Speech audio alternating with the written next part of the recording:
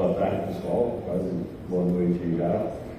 Em primeiro lugar, agradecer o convite do Ronaldo. É um prazer participar aqui do ETRAC. Uma responsabilidade muito grande de substituir Francisco Dantas. Quando o convite chegou, já foi uma honra, porque eu imaginei dividir com ele. Quando eu soube que ele não viria, aí, além da honra, essa pressão também. Mas vamos tentar conversar um pouquinho hoje. Trazer um assunto um pouco, né, mais prático. A gente trabalha com comissionamento, como o Ronaldo adiantou aí, tentar trazer um pouquinho falando da importância da eficiência operacional dos sistemas de ar-condicionado, mostrar alguns desafios que a gente tem visto aí e as soluções que a gente entende que são que estão vindo, né, no caminho para a gente resolver esses problemas. Eu falo desafios, vocês vão ver que tem desafios e oportunidades também, né? Muitas das coisas que a gente vê em campo.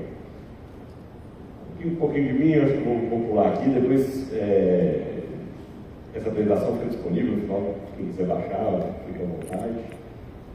Acho que só destacar, né, ter atuação na ESP já há muitos anos, e com comissionamento especificamente, há quase 15 anos aí, né, diretamente trabalhando com comissionamento, principalmente sistemas de ar-condicionado e automação predial. Então, contextualizando um pouquinho, né, por que falar de eficiência operacional de sistemas de ar-condicionado? Então, em primeiro lugar, o sistema de ar-condicionado é o maior consumidor de energia dentro das edificações comerciais. A gente estima aí de 40% a 60% do consumo total das edificações. Dependendo do tipo de empreendimento, hospitais, laboratórios, data centers, esse consumo pode chegar até 80%. Atualmente, né, a gente tem visto um crescimento muito grande pelos temas de sustentabilidade, responsabilidade ambiental. A gente vê hoje com essa pauta de ESG, esses assuntos entrando, né, dentro da parte estratégica de muitas empresas grandes, na parte de certificações de empreendimentos, um foco muito grande na eficiência energética, na qualidade do ar, né, empreendimento poder ser certificado, por exemplo. E um outro contexto, né, principalmente pós-pandemia, aí, que é importante, que tem trazido um destaque maior para esse assunto de eficiência operacional, é a questão da própria expectativa dos usuários. Né? Atualmente, a gente tem percebido que o usuário tem preocupado mais, tem tido mais acesso à informação. As entidades têm feito um trabalho grande também de divulgação em relação à qualidade do ar, a importância da qualidade do ar. Então, 2 anos atrás, a gente teve publicação da norma da BNT sobre qualidade do ar. A gente tem o grupo do PNQAI, que nasceu lá dentro da Brava, né, que tem trazido esse assunto de uma forma bastante forte para as outras entidades também, tentando criar uma consciência maior sobre a importância do assunto, inclusive junto à política, né, tentando levar isso até de forma de legislação mesmo. E recentemente agora criaram, né, a Global Commission on Health and Air, que é um grupo internacional também tentando trazer essa pauta da qualidade do ar, entre pessoas, né, do Brasil também participando desse comitê lá para discutir como dar importância, né, para esse assunto. Então, porque, né, contextualizei isso para mostrar alguns pontos que estão trazendo esse assunto de eficiência operacional do sistema de ar-condicionado dando uma importância muito grande para isso. Né? E quando eu falo de eficiência operacional, eu não uso eficiência energética aqui, porque a energia é uma parte. Né? Então, o que é eficiência operacional? Então, uma forma de falar, né, é a otimização do processo e dos recursos para redução de custos, mantendo ou melhorando a entrega. Então, eu preciso ter a entrega. Não adianta desligar o equipamento para falar que eu estou tendo eficiência energética, estou economizando energia. Sim, vai economizar, mas isso não é eficiência. Eficiência tem que atender o propósito daquele sistema, daquele equipamento. Então, eu tenho que fazer o que é necessário ser feito. Dentro disso, eu posso buscar o menor custo, eu posso economizar, mas eu tenho que fazer o que é necessário. Ou ainda, né, uma outra forma de falar é eu economizar, mas sem comprometer a qualidade. Então, quando eu falo de eficiência operacional, sim, a energia é um aspecto, mas eu tenho vários outros fatores, né, e principalmente a própria qualidade do ar, né, o conforto dos ocupantes quando a gente está falando de ar-condicionado. Então, quando eu falar de eficiência operacional, eu estou falando de eficiência nesse sentido, fazer o ar-condicionado atender o propósito dele também. Então, a gente vai pensar geralmente em 3 pilares: em melhorar o processo, né, otimizar o uso dos recursos que eu tenho e reduzir desperdício. Né? Eu pensando nisso aqui, eu não estou simplesmente desligando o equipamento, né? Eu estou mantendo o objetivo daquele sistema que foi concebido. Então, como eu falei, não é eficiência operacional, né? Fechar o ar externo, dá uma baita economia de energia. Né?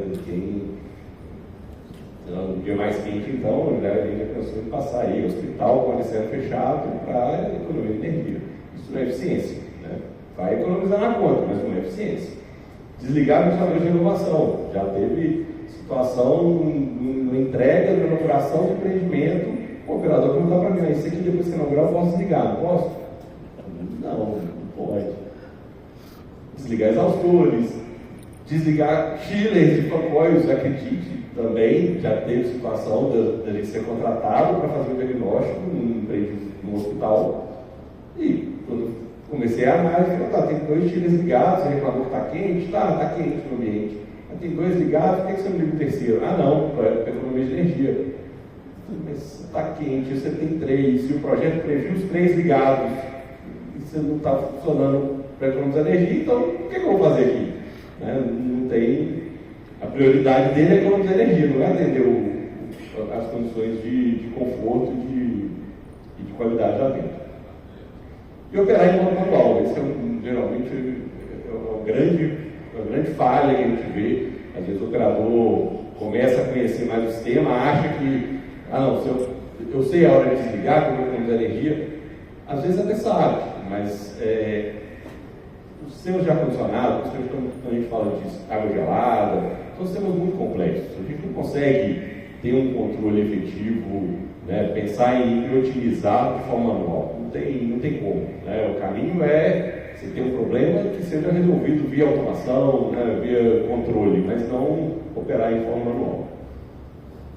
E eu vou passar um pouquinho alguns problemas, né, desafios que a gente vê na prática, mas na verdade são também oportunidades, são coisas que, por mais que às vezes pareçam óbvias, são 90% dos problemas que a gente encontra nos diagnósticos que a gente faz. Tem 15 anos que a gente está fazendo avaliação de desempenho de sistemas, retrocondicionamento, e a recorrência de problemas similares é muito grande. Né? Então, eu tentei trazer um pouquinho do que a gente vê na prática, coisas relativamente simples de resolver. Uma delas, vazamento dos dutos. E isso é um item que joga a sua eficiência operacional lá para baixo. Né? Às vezes, você olhar na tela do supervisório, a eficiência da central de água gelada pode estar excelente. Você está lá consumindo energia no chiller, resfriando a água, rejeitando calor lá no sistema de condensação, bombeando essa água gelada até o focóio, trocando calor, aí você pega o ar e joga no entrefor. Então, você está gastando toda a energia, que às vezes dá a impressão de ser eficiente, mas você não está levando esse ar para onde precisa, porque você está vazando, deixando o ar vazar no equipamento. E a gente vai ver vazamento de rede de duto, coisa de 20%, 30% é extremamente comum. É um número muito grande. A gente pensar que 20% do ar que eu estou gastando esse mundo de energia para resfriar, eu estou jogando para o entrefor, né, é muita coisa. Alguns exemplos de coisas que a gente vê, né? Esse primeiro aqui, isso aqui é o difusor, e aqui uns 4 centímetros onde o duto termina, né? Isso aqui está aberto, não está dando para ver direito na foto, mas está aberto. Então o ar sai e fica ali em cima, o entrefor fica geladinho, e lá embaixo o pessoal reclamando de calor. E aqui vários, né? Abertura, às vezes o fechamento mal feito, aqui também uma abertura grande. Então, são oportunidades muito simples de detectar e que têm um impacto muito grande, né? Porque você, como eu falei, você já gastou essa energia toda para esfriar o ar, na hora que ele está ali é só entregar no lugar certo, você deixa ele no fogo.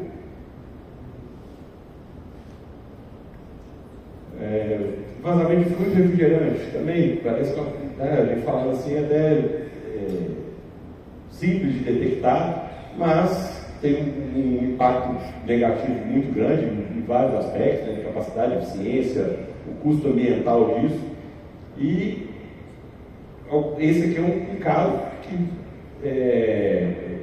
nas rotinas de manutenção, isso aqui eram chillers, né, então equipamentos maiores, nas rotinas de manutenção não estavam sendo detectados problemas nenhum, manutenção feita pelo fabricante, mas quando foi, né, a gente foi destrinchar isso um pouco melhor, a gente viu que tinha vazamento, a gente foi feita a correção pela empresa, a gente não faz manutenção, né, mas a empresa fez a correção dos pontos de vazamento, fez a correção da carga de fluido e, né, o sistema estava gastando aí 36% a mais de energia em relação ao esperado, conseguiu passar a gastar só 8% a mais, sendo que aí mais de 20% de economia. 20% de economia de energia não, né? Porque ele saiu de 1,2 para 0,95 kW por TR.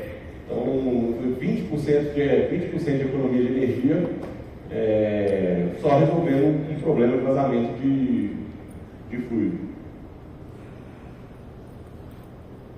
Outro problema que a gente vê muito, né, muito ligado à parte de manutenção, a questão dos filtros. Às vezes, quando a máquina é montada com os filtros bonitinhos ali, mas na hora que vai começar a trocar, tira o filtro, compra a manta, e aí começa a usar aquela manta lá no lugar do filtro grosso. Não tem problema usar a manta, se ela tiver o índice de filtragem correto, não tem problema, mas ela tem que ser bem instalada. Não é o que a gente vê. Geralmente, essa aqui ela está só jogada ali em cima, a pressão do ventilador é que segura ela. Se desliga o ventilador, ela cai. Aqui é um filtro que eu acho que o pessoal nem sabia que existia. Depois de uns 2 anos, reclamando que estava funcionando, a gente descobriu que o filtro estava desse jeito lá. E essa aqui é um exemplo que dá para fazer bem feito. Isso aqui foi comprado, manta, mas foi cortado, colocou na moldurinha, dá trabalho, mas fica bom. E aí o ar passa pelo filtro. Aqui o ar passa pelas frestas. Na hora que o ar passa pelas frestas, esse ar sujo que não está sendo filtrado vai lá para a serpentina. Então daqui a pouco você vai ter que limpar a serpentina, se for possível. Às vezes não vai. Às vezes nem limpeza química você consegue tirar essa sujeira e aí, né, você tem um problema muito maior do que só trocar filtro. Trocadores sujos, pode ser tanto pela questão da sujeira do filtro, mas também por qualidade de água, e aí isso traz uma série de problemas. Você começa a ter perda de carga maior, perde eficiência na troca, começa a ter torre de resfriamento, você pode começar a ter entupimento do bico, obstrução do fluxo de ar serpentinas, eu comentei. Então, aqui também alguns exemplos de trocador aí obstruído, aqui um tubo, né, a tubulação devia estar muito bem tratada a água dela, né, aqui eu dei quase metade da área interna dela. E aqui um outro desafio, mas que também, como eu falei, né, uma oportunidade de trazer eficiência operacional para o sistema, que é atuando nas lojas de controle. Então, o que a gente vê na prática, né, isso a grande maioria dos empreendimentos são lojas de controle ineficientes. Às vezes existe uma lógica, existe uma automação, às vezes a automação é muito boa, os equipamentos de muita qualidade, mas a lógica que está implementada ali, ela não é eficiente.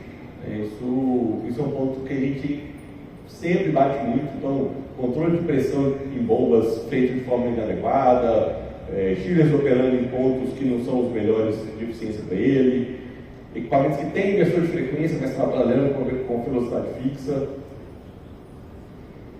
Esse aqui é o que a gente sempre vê. Então, ambientes que tem controle de umidade, o pessoal tentar controlar a umidade pela resistência de reaquecimento, né?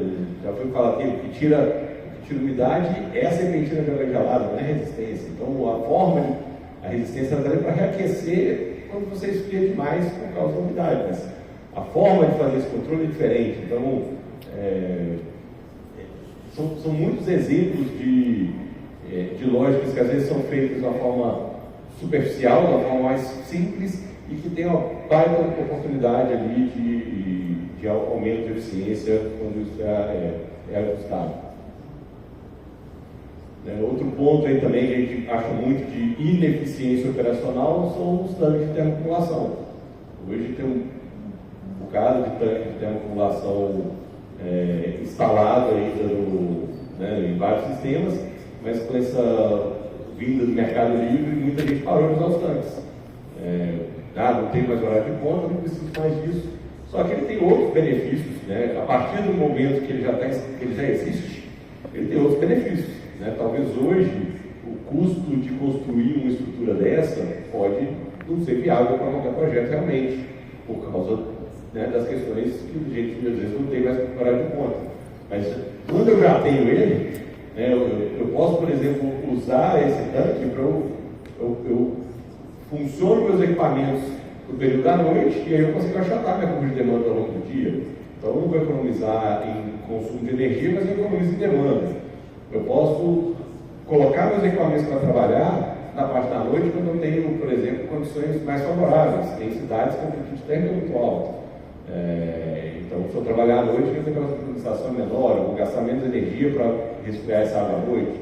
Então, geralmente, quando existe tanque, quase sempre vale a pena usar. E a gente vê muito sistema que desativa eles, né?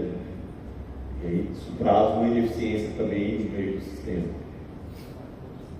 E outros, né, desafios aí são sistemas que têm uma variação grande de ocupação, né? Então, um shopping center, por exemplo, você dimensiona ele para o shopping lotado no dia de Natal, no dia mais quente do ano. E, na prática, poucos dias você vai precisar dessa carga toda. Então, durante as cargas parciais, você tem um potencial de aumento de eficiência muito grande.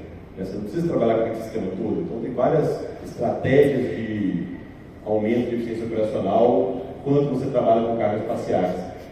Também, da mesma forma, quando você tem variações de condições externas, tem cidades que têm condições muito diferentes. Então, você pode trabalhar, às vezes, aproveitando a energia do ar externo ali, né, aproveitando a entalpia favorável, quando o seu dia está frio lá fora. Às vezes, né, você consegue usar esse ar já mais frio lá de fora para economizar energia. Então, tem que passar aí vários pontos que a gente, talvez os que a gente mais encontra aí de oportunidades para aumento de eficiência operacional do sistema de ar-condicionado. E as soluções, eu já fui falando um pouquinho aqui, né, mas as soluções primeiramente passam por tecnologia eficiente. Eu acho que quase tudo que vocês viram nesses 2 dias foi falando disso. Né? Então, isso é o começo, né, sem dúvida nenhuma. Não adianta eu querer eficiência sem ter um equipamento eficiente. Né? A manutenção não vai aumentar a eficiência para além do que foi pensado pelo fabricante. Então, acho que o primeiro passo aí, né, a primeira coisa importante é a questão realmente das tecnologias. Cada vez mais a gente tem novidades aí, vai falar de motor EC, as bombas de emissão de frequência, lâmpadas UV, eu não sei se foi tratado aqui, mas também é um item, uma novidade aí. Então, vários pontos, o compressor turbopó. Uma outra solução, alinhada com o que eu falei também, automação. Então, e a gente não precisa inventar muito, né? Às vezes a gente acha, está falando, né?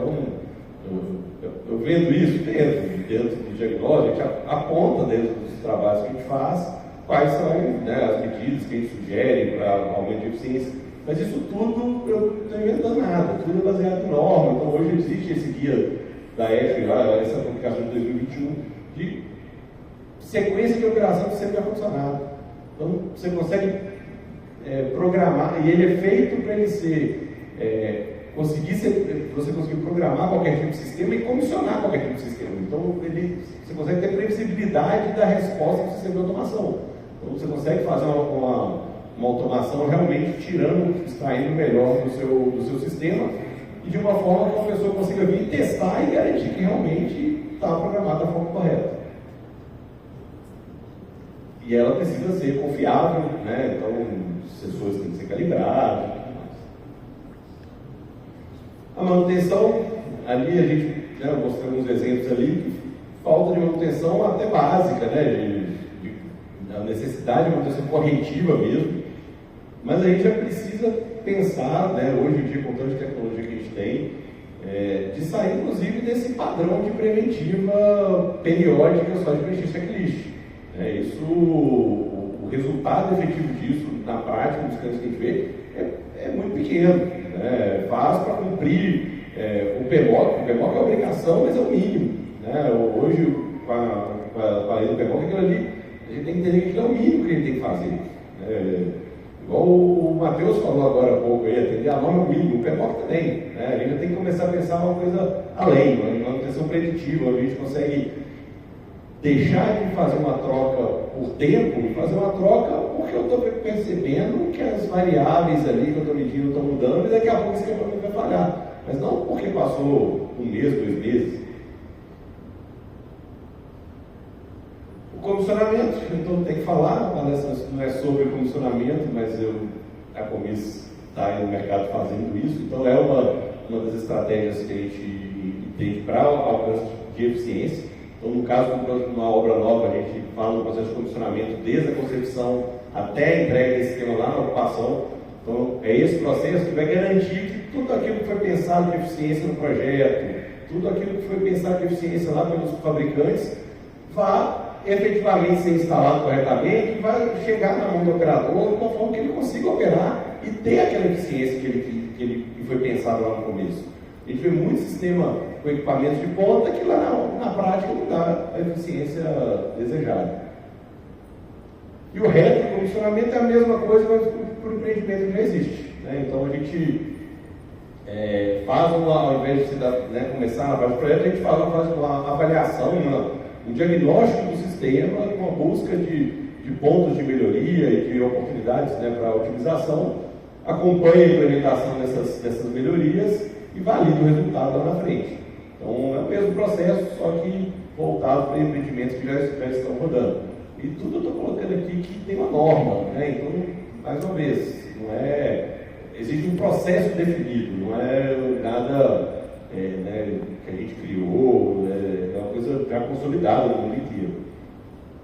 E aí, quando a gente junta isso tudo, quando a gente tem um prédio com as tecnologias eficientes, a gente tem uma automação confiável, tem os dados pedidos ali, eu consigo medir o desempenho dos sistemas, eu tenho uma manutenção proativa, uma manutenção efetiva, eu começo a falar de comissionamento contínuo. Então a gente consegue ter essas buscas de eficiência, de novas oportunidades de melhoria ao longo da vida útil do empreendimento.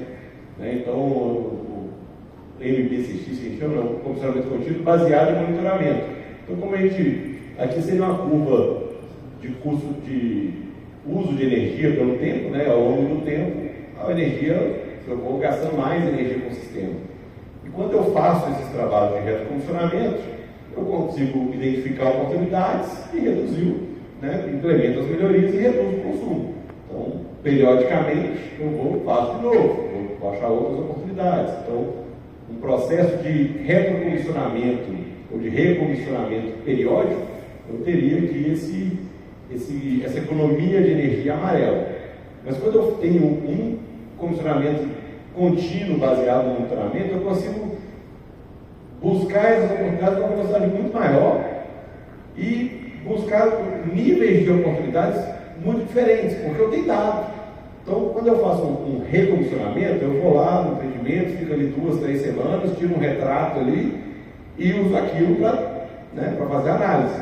Agora, quando eu tenho dado o ano inteiro de operação e vou somando isso, vou tendo dado a vida inteira de operação de empreendimento, eu consigo ter ações muito menores, às vezes, que vão me dar, às vezes, pequenas eficiências, mas que são somadas ao longo da vida útil desse empreendimento.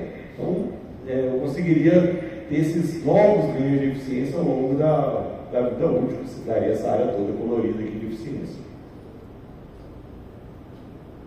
Aqui só um exemplo do trabalho que a gente fez, o hospital lá de Maternidade de Salvador, foi um empreendimento até que ganhou uma premiação da EFP no início desse ano,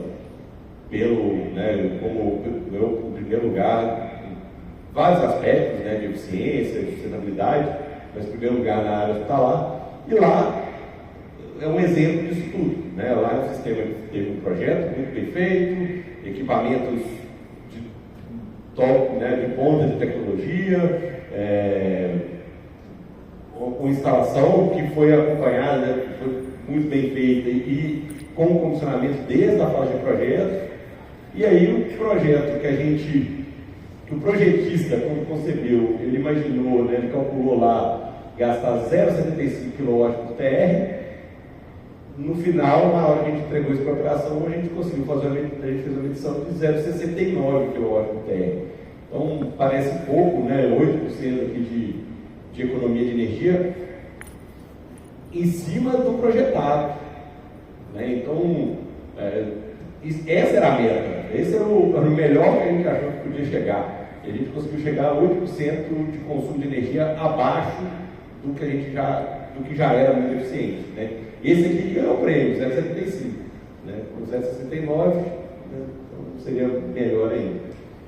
Então, um exemplo de como todas essas medidas associadas, né, realmente podem trazer uma eficiência na prática, né? E mais uma vez, aqui eu estou mostrando o dado de energia, mas a gente tem que lembrar, é operacional, lá, né? Nesse caso aqui é compensação à água, não tem consumo de água, tudo atendendo às normas, atendendo 156, então todas as questões de controle de pressão, isso tudo faz parte do trabalho de comissionamento. Então, a gente sabe que atendeu isso, mas atendendo todos os requisitos de norma, de vigilância sanitária.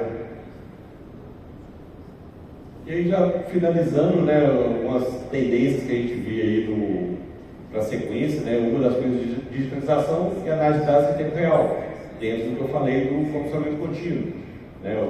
A gente já fala de Big Data há alguns anos, né? Eu acho que vocês já devem ter escutado falar disso, mas até então a gente tem aí um monte de dados que ninguém sabe o que faz com aquele tanto de informação, né? Quem vai ficar analisando 1 milhão, não sei quantas variáveis dentro do empreendimento, registrando de 1 minuto, né, ao longo do ano inteiro? Não tem mão de obra para fazer isso. A IA agora está chegando e ela consegue ajudar a gente com isso.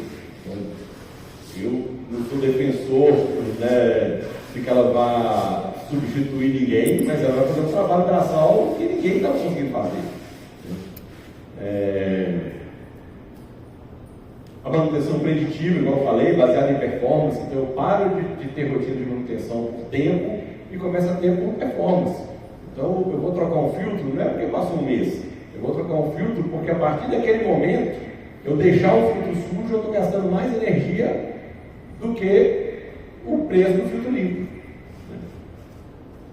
O comissionamento contínuo, como eu falei, edifícios inteligentes e autoadaptativos, então às vezes pode parecer uma utopia, mas é um edifício com automação bem feita. Se a gente pegar lá o guia da EFE, o Guideline 36 que eu mostrei ali, ele já fala de set point dinâmico. Então ele muda os set points todos do sistema de ar-condicionado automaticamente. Então hoje, né, o trivial, você vai lá, faz o balanceamento, define o set point de pressão da bomba secundária, do circuito secundário. Ele fala, tá, você pode fazer isso quando o valor inicial, mas o sistema consegue testar e definir qual é o melhor set point para cada momento, e ir mudando isso ao longo do uso do empreendimento. Né? Tem rotinas já consolidadas que definem, por exemplo, a hora que o sistema vai ligar, ou a hora que ele vai desligar, dependendo das condições externas, porque ele sabe, hoje, pela condição externa, eu posso desligar 20 minutos mais cedo e não vai atrapalhar o conforto. Então, são rotinas que existem, né, já desenvolvidas. Outra tendência é essa integração com as metas ESG, então isso tudo que a gente está falando de economia vai pesar no bolso, mas também vai estar alinhado lá com aquelas estratégias, né, que hoje já são mais corporativas até, né, então isso está alinhado, né, comercialmente também, a gente consegue vender mais agora para as diretorias dos grandes grupos, porque eles estão preocupados em atender essas metas de ESG. E outra tendência é a refrigeração sustentável, né? A gente está numa nova onda de discussão aí de fluidos refrigerantes. Eu não vou entrar aqui, mas que, né, voltando até falando de frutos naturais, coisa que há muito tempo a gente não está usando, mas é uma tendência aqui no futuro. E aí, finalizando, né, eficiência não é economizar a qualquer custo, né, a eficiência requer planejamento, tecnologia, disciplina, então é muito mais do que só economia. O ar-condicionado é um protagonista, a gente viu lá no começo, né, o consumo de energia dele é muito relevante. E aí, recomendações, né? Conheça o sistema, monitore, controle, isso é primordial se a gente está buscando eficiência operacional. Se a gente não tem dados, não tem controle, tudo que eu falei aqui, a gente, né, não vai conseguir. Invista em manutenção, capacitação de equipe. Né? Isso aqui, eu posso falar só de capacitação de equipe, dava para fazer outra palestra, né? A gente sabe que é um grande problema, é uma grande dificuldade que a gente tem de cliente valorizar a mão de obra capacitada. Ele quer contratar o mais barato, às vezes ele gasta R$1 milhão no equipamento, mas na hora de dar manutenção ele quer pagar R$1.000. E aí a gente sabe que aí não adianta, tem que falar, não, tem equipe capacitada, mas isso custa, lógico. Então isso daria outra palestra. Gente, obrigado. Quem quiser baixar a apresentação, tem um